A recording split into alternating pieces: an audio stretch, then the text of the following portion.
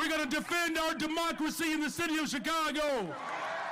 We're going to protect the humanity of every single person in the city of Chicago. No troops in Chicago. No troops in Chicago.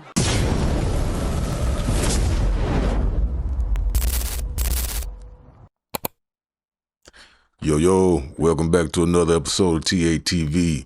If it's your first time here, I hope you enjoy the show, and don't forget to hit that like button, subscribe, and that bell notification before you leave. If you've been rocking with TATV, then I got another one for you. Today we're gonna be talking about Chicago. It's been a big story in the news. You know what happened over Labor Day weekend. 60 people shot, 8 people dead. I mean, it's ridiculous, man. Chicago has always been a problem city, and it doesn't seem to ever want to let us down. Chicago mayor wants to push back against Trump sending the National Guard in to try to bring some kind of peace to all this chaos and unorder and uneasiness. Let's see what they're talking about, man. Let's just go straight in, see what's happening. Democrats in Illinois refusing help from President Trump as he zeroes in on Chicago after a violent holiday weekend that left dozens hurt and at least 7 dead. And Mike Tobin is live on the streets of Chicago this morning and joins us now with the latest. Mike. Good morning, Ainsley. Good morning, guys. So far, the numbers we have show 54 people were shot, 7 fatally. It usually takes a few hours for Chicago police to release the official numbers from the holiday weekend. But you compare those numbers to the 4th of July weekend, in which 44 people were shot, 6 were killed. This is the dynamic that Illinois Governor J.B. Pritzker says is not an emergency that warrants the intervention of federal troopers and the National Guard. In fact, Governor Pritzker launched over the weekend the conspiracy theory that Trump is using crime in Chicago to cheat the midterm elections. Other aims are that he'd like to stop the elections in 2026 or, frankly, take control of those elections. He'll just claim that there's some problem with an election, and then he's got troops on the ground that can take control, if, in fact, he's allowed to do this. Also over the weekend, Chicago's Mayor Brandon Johnson led groups chanting no federal troops in Chicago. And in a move critics dismiss as clearly political, Chicago's mayor signed an executive order banning law enforcement from wearing face masks. And he said that Chicago police will not play a supporting role to their federal counterparts. We're going to defend our democracy in the city of Chicago. We're going to protect the humanity of every single person in the city of Chicago. No troops in Chicago. No troops in Chicago. Now, Willie Wilson, a Chicago businessman and one-time mayoral candidate. I just want to stop it right there.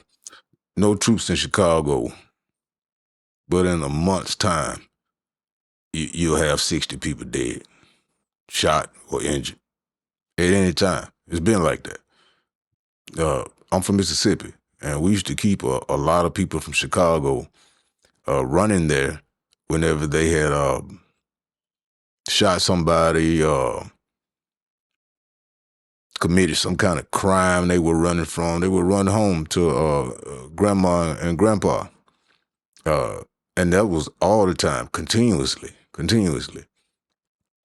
So I don't understand why, if you can't get it under control, why you wouldn't want somebody to come in and help you. Maybe it's because your city brings in a lot of revenue off crime and off all the murders that come in. I'm just saying, maybe. I'm not sure, but maybe. Let's not forget, death is big business, right? Crime is big business, okay? We look at crime and we say, hey, we're tired of people stealing our stuff. We're tired of going somewhere and threatening to be mugged or whatever the case may be. But what we don't understand is a lot of times crime can line the pockets of the politicians over that state or whatnot.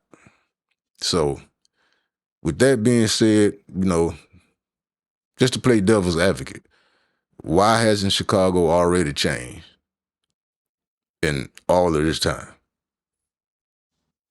Why won't Chicago accept the help? Says the mayor, the governor, and the Democrat Party have failed the people in Chicago who live with the violence. I support President Trump on this one. There's a lot of things I do not agree with what he might have done or Of course. going to do. But on this one here, crime, I support him 1,000%. Of course. And as we reported last week, Great Lakes Naval Base just north of Chicago is preparing to house some federal personnel, as the only real promise we have of federal intervention comes from DHS Secretary Kristi Noem, as she is promising a ramped-up immigration crackdown. Guys, back to you. All right, Mike Tobin, live in the streets of Chicago. Mike, thank you. The man he interviewed, Griff, sorry, you were about to talk. The man he interviewed, Willie, he went on to say, he said the mayor and the governor have a lot of security around them, but what about the security around the people? Well, that's exactly right. Like, I would love to see Mayor Johnson or Governor Pritzker walk one weekend by themselves with no security through the south side of Chicago, just by himself. And not only realize that despite what any crime stats show, people don't feel safe because you're seeing more than 40 shot, 7 dead. And Mike Tobin was talking about back on 4th of July, 44 shot, 6 dead. It just, the reality on the street defies the stats and these politicians saying don't come in. To say no troops on our streets is essentially saying, Ainsley, just leave our crime alone. We like our crime just the way it is. We don't want your help to come in and try and stop it. And that's why when we played that montage of these Chicago residents, they want help, because who doesn't want safety? Listen here. It's just gone from bad to worse to disaster. No one really feels safe. It's impossible to feel safe in a city like this, especially with the leadership we have. These kids are carrying guns like around the ages of 8 years old, and they're killing other 8-year-old kids with guns. It's insane. My opinion, not enough police officers. The police officers' hands are tied. So the police is really unappreciated raw offhand under Brandon Johnson, Lori Lightfoot, J.B. Pritzker. Those are 3 are the reason why nobody want to be a police. Their policies when it comes to crime is not working at all. I think the biggest piece of the pie has to be more police officers, more protection. That's what the people want. They are denying the obvious in Chicago. And Chicago is just the latest example of what's happening in every progressive city. Death, poverty, destruction. I remember when I was in Chicago for an interview one time, and one of the guys that was on our security detail was a local cop for the Chicago Police Department. He left for a carjacking because it was in the area. The cops arrived to the scene, and they realized, well, the guy that was just carjacked didn't own his car either. You got 2 carjackers carjacking each other. I had an interview with a family that daughter was murdered. 8 years old, in the middle of her front yard, just playing with her friends. They were so aggrieved that when they had to put her back together, that they had to put a tie over her head just so they couldn't see a scar and they could have a proper burial. I mean, I can give you stories for days, and I would call every single local politician, the mayors, the DAs, and ask them, can you give us an interview? Can you meet with the family, tell them what you're gonna do to stop this? None of them would ever agree to do an interview with Fox and Friends, or when I worked on Sean's show, or when I had my show on the weekend. It was years and years of the same thing. So now you got a president that advocated and said, look, I'm going to go and advocate for the forgotten men and women. You know what? That means these liberal cities as well. And now they want to resist finally a glimmer of hope. We saw what happened with D.C. They've already turned that problem around. Yes, they got some ways to go, but now you have the National Guard, the feds there, and the criminals are on the run for once. Well, the Democratic Party is failing people who live in these communities. And we just interviewed Dr. Amen. I'm going to stop it right there. They all come up with some valid points. But let's be honest, none of these 3 people we see sitting right here, I'm not going to say didn't come from the hood, didn't come from low income, but I'm going to say never lived that life, okay? They never lived that type of life. And you can bring the National Guard in, which is needed. It's needed to be coming in. They need to clean up. You can bring the National Guard in, but what you have to change is media. Media is polluting our children's minds. media is the big problem here. If we continue to take the dregs from each community, black, white, Hispanic, Asian,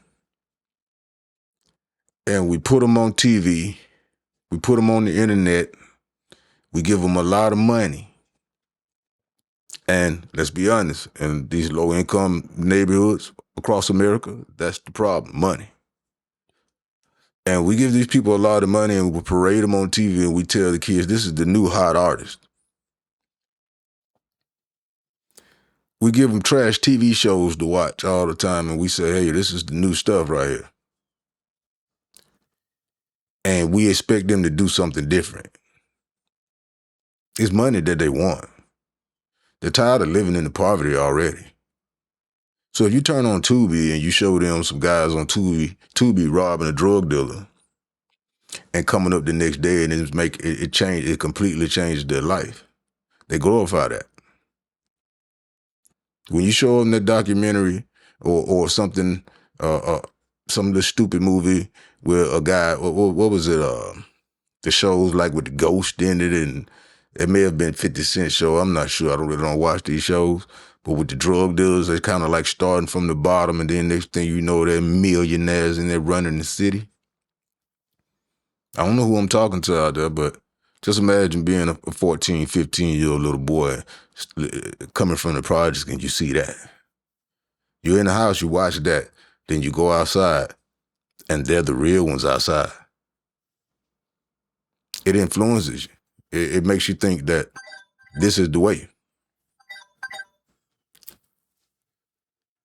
And that's what's happening. I'm glad that Glorilla is making her money and it changed her life. But at the same time, Glorilla is telling your little girl, you know, some bad stuff. Sexy Red. What's the other guy out there in Memphis? I can't think of his name, man. Not Memphis, but Texas. The other guy out in Texas, the one that's running the street over in Texas or whatever. They tell these kids, hey, go out there and get your money, man. They tell them go murder. Oh, I'm sorry. They tell them go commit a crime. Go hurt somebody. Get yours, run the street, be a boss. And the thing about it is Chicago is home of street bosses. Okay? Chicago produced some of the biggest street bosses it was. For Vice Lord, GD. What else was it out there? 4CH. So as far as gang and street bosses and stuff like that, Chicago has always been messed up. But anyway, man, I think they should accept the help. It'll help start to clean up. Another big part of it is, that's going to make it hard to stop, is that you can't control what media your kids are taking in. Unless you start boycotting these films and the music, this stuff will never stop. But who's going to boycott the films and the music? As much money as it make. Yo, that's all I got to say, man. Until next time, don't forget to hit that subscribe, bell icon, and what else am I looking for, man? I can't even remember it right now. But anyway, man, we'll see you next time. Don't forget to subscribe, hit that like button, and that bell icon. Until next time, man, TATV. Peace. I'm out.